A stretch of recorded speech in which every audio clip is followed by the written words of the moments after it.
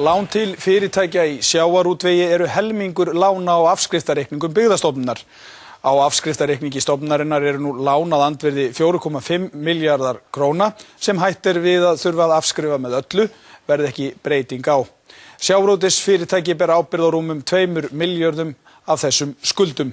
Forstjóri Byggðastofnunar segir að erlend lán Byggðastofnunar skýri að mestu leyti þennan vanda, en viðurkennir að stofnunin hafi gengið of langt í að lána þau. Helgi Seljan tekur nú við. Eins og fram hefur komið í fréttum Byggðastofnun nú komin undir leyfilegt eiginfjárlágmark og þarf því enn einu sinni að sækja fé í ríkissjóð til að rétta stöðu sína. Hrun fjármálakerfisins og hækkun erlendra lána enn að koma í bak stofnunarinnar sem meðal annars þurfti að afskrifa háar upphæðir vegna viðskipta við 5 sparisjóði eins og framkom í Morgunblaðinu í dag. Í nýjum ársreikningi Byggðastofnunar kemur einnig fram að framlög á svokallaðan afskriftarreikning hafi aukist mjög undanfarin 2 ár en í sem skemmstu máli fara þar inn lán sem ólíklegt þykir eða útilokað að náist að innheimta. Á þessum reikningi nú lánað verðmæti 4,5 milljarða króna. Þetta jafngildir því að hætta sé á að fjórðungur allra lána stofnunarinnar glatist. Kastljós hefur fengið sundurliðin á þessum lánum eftir atvinnugreinum. Þar vekur athygli að lán til sjávarútvegsfyrirtækja eru lang fyrirferðarmest á afskriftarreikningum. Tæpur helmingur lánana þar tilheyra þeirri grein en lán til sjávarútvegs nema þó innan við þriðjungi af heildar útlánum sjóðsins.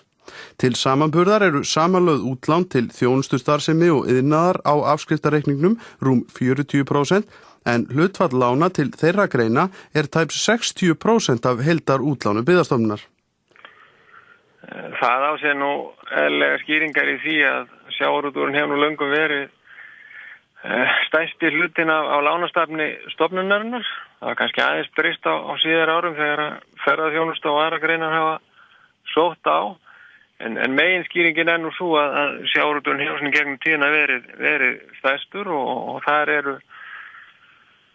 hafa verið bara tiltölulega stór og erfið mál sem að verið að glíma við, kannski ekki mjög mörg mál en stór sig.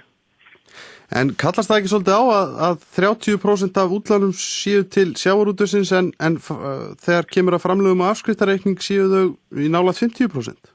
Já, það speglast nú ekki alveg því að þannig erum við að gera í rauninni þetta eru framlög sem eru áætluð framlög inn á afskriftarreikning og eins og ég sagði við erum að fást við tiltölulega fá en stór og erfið mál þar sem við reiknum með að þurfa að takast á hendur afskriftur á lánum.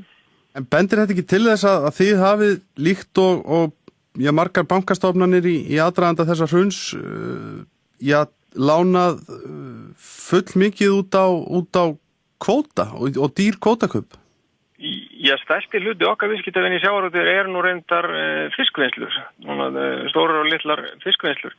Hins vegar það þannig að margar útgerðir sem hafa voru í viðskiptu voru jafnvel með lán í japansku jenu þegar að hrunið skall á og það segir sjálft að þau lán hafa hækkað gríðarlega jafnvel þrefaldast, þannig að það í rauninni sá vandi sem að menn að takast á hendur við.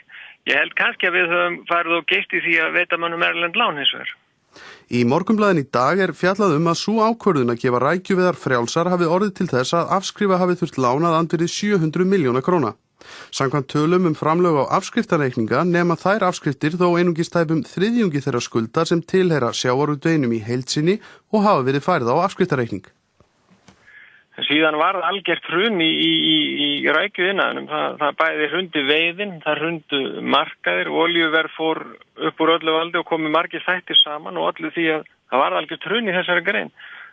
Bara á 2 eða 3 ára þá fækkaði rækjuverðsmiðjum í landinu úr yfir 20 og niður í 5, þannig að það segir alveg sjálft að það voru nú mjög abnormal aðstæður að öllu leyti.